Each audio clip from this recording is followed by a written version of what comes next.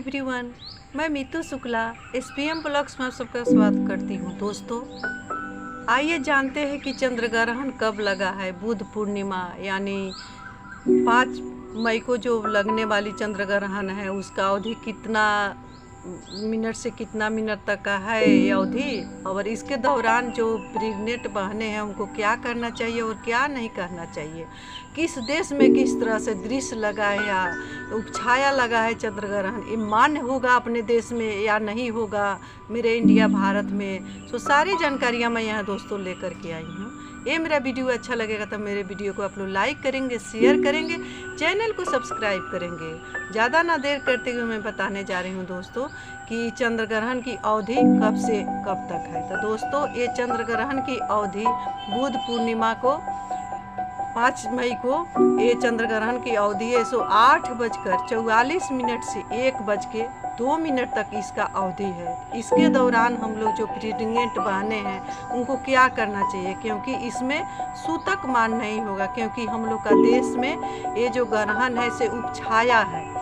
ये इस जो चंद्र ग्रहण है सो उपछाया है। तो आइए जानते हैं उपछाया किसे कहते हैं। उपछाया चंद्र ग्रहण का मतलब है कि जो चांद है वो कटेंगे नहीं, कटा कोई भाग उनका नहीं कटेगा, केवल वो मलिन होंगे, उसको ही हम लोग उपछाया चंद्र ग्रहण कहते हैं। और कहाँ कहाँ दृश्य होगा, कहाँ कहाँ इस जो है सो चंद्र ग्रहण लगेगा।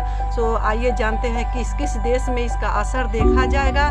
तो ऑस्ट्रेलिया में देखा जाएगा, यूरोप में देखा जाएगा, हिंद महासागर में देखा जाएगा, अटलांटिक महासागर में देखा जाएगा और अफ्रीका में देखा जाएगा इसका असर। लेकिन हम लोग का इंडिया है, भारत है, उसमें उपछाया चंद्र ग्रहण लगेगा। इसके दौरान इसके पहले जो सूतक लगती है सो इसमें सूतक नहीं लगेगी। इसके दौरान हम लोग तो जान लिए कि उपछाया चंद्र ग्रहण है, तो उसके दौरान जो प्रेग्नेंट बहनें हैं उनके लिए सबसे ज़्यादा चिंता रहती है।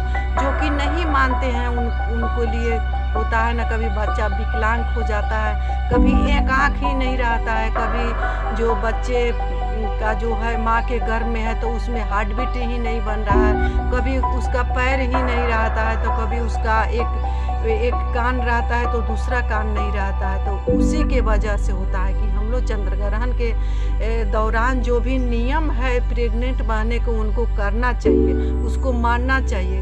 उसी के दौरान जो हम लोग लापरवाही करते हैं उसी के चलते एक घटना होती है। उसके दौरान सबसे प्रेग्नेंट बहने सावधान रहे। ये ग्रहण का जो अवधि है से 4 घंटे का है, 35 मिनट तक ये ग्रहण का अवधि है। उसमें आप लोग 5 मई को 8 बजे 8:30 बजे तक आप लोग खाना पीना खा लेंगे, क्योंकि उस दिन ज़्यादा खाना नहीं बनाएंगे। अब मान लीजिए कि जो भी खाना बच भी जाए, बिगने लायक नहीं है, कोई पकवान है, दही दूध है, तो उसको हम लोग किस तरह से रखें। तो दही दूध है, पकवान है, उसमें आप लोग कूसा को सब मेरी बहनें जानती होगी, कूसा मिले तो आप लोग कूसा रख लेंगे, या जो तुलसी का पत्ते है उसको रखने से ग्रहण का कोई असर उस खाना पर नहीं पड़ता है। तो जो मेरे प्रेग्नेंट बहनें हैं उनके उस दौरान कुछ काट छाँट भी नहीं करना होता है, कुछ काटे नहीं छाँटे नहीं, उसके दौरान आँख नहीं बंद किया जाता है। आपका जो भी आराध्य है, आपका जो प्रभु है, उनको सुमिरिए, उनको भजिए, और अपने बराबर जो प्रेग्नेंट बहनें हैं उनको अपने बराबर का धागा को नाप करके सेलो टेप से किसी कोना में दीवार में सीधे करके खड़ा करके रख दे उसे सूता को। और बाद में जब ग्रहण की अवधि ख़त्म हो जाए तो उस सूता को क्या करे कि कहीं पर ऐसे जगह पर रखे कि उसमें आगी में न जले, झाड़ू से न लगे, किसी पानी ओनी में रख दे। और उस तरह से करेंगे तो आपका जो गर्भ का जो बच्चा है सो सही सलामत पैदा होगा और कुछ उसका दिक्कत नहीं होगा, उसका हाथ भी सही सलामत होगा। तो इस तरह से जो मेरे प्रेग्नेंट बहनें हैं उनके लिए बहुत ही ग्रहण में जो नियम है उस नियम को जानना बहुत ज़रूरी होता है। तो आइए अब जानते हैं कि ग्रहण के दौरान कौन कौन सी गलतियां नहीं करनी चाहिए और कौन कौन सी सावधानियां बरतनी चाहिए। तो एक तरह से जो ये ग्रहण है सो इसका खगोलीय घटना हो रही है। 15 दिन के अंदर हम लोग को देश में तो उपछाया है, लेकिन 2 बार जो है ग्रहण का लगना है से कहीं ना कहीं ये शुभता का प्रतीक नहीं है। जो चांद में बिंदु बना था, चांद ऊपर और बिंदु नीचे बना था, वो भी कहीं ना कहीं ये खगोलीय घटना है, सो इस शुभता का प्रतीक नहीं है। तो हम लोग आराध्य से अपने ईश्वर से प्रार्थना करेंगे कि हम लोग देश सुरक्षित रहे, हम लोग के जहाँ जहाँ परिवार है, संबंधी हैं, देश के मेरे सेना है, जवान है, हर कोई सुरक्षित रहे, स्वच्छ रहे, खुश रहे, निरोग रहे। इस तरह से अपने ईश्वर से प्रार्थना करेंगे। तो प्रार्थना में दोस्तों बहुत शक्ति होती है, क्योंकि प्रार्थना करने पर बड़े बाधा जो होता है इसे ईश्वर उसको टाल देते हैं। पता नहीं चलता है कि कैसे बाधा आता है और चला जाता है।